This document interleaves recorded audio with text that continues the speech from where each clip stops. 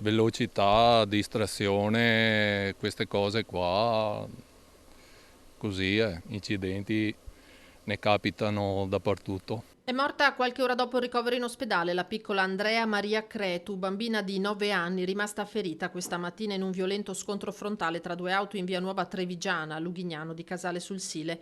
Erano le 8:40 quando i residenti hanno sentito il rumore dello schianto tra una Volkswagen Golf condotta da una trentenne romena, residente con la famiglia a Casale in via Benedetto Croce, e una Fiat Tipo, al volante della quale c'era una cinquantenne di Roncade.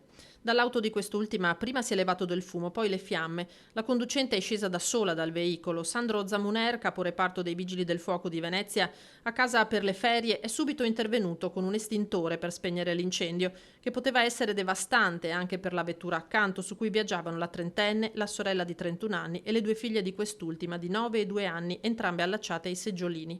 Ma Andrea era priva di conoscenza, forse sorpresa nel sonno da quell'impatto violento. Zamuner ha praticato le prime manovre rianimatorie. Qualche minuto e sul posto è arrivata un'ambulanza del SUEM 118.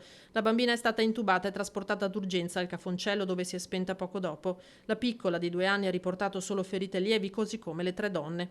Un dramma che colpisce 2 comunità, quella di Mogliano, dove vivono papà Sergiu Cretu e la moglie Zinaida, e quella di Casale. Parla da residente, il vigile del fuoco intervenuto per primo parla della pericolosità di via Nuova Trevigiana. Noi abitiamo qua e assistiamo spesso a queste mattanze. Purtroppo non si fa niente per migliorare. I residenti hanno chiesto più volte alle istituzioni di fare qualcosa. Questa strada è molto trafficata, ci sono stati parecchi incidenti, non è illuminata, di notte è molto buia e poi non sono curati i fossi, le erbe non sono tagliate, una moria continua di gente.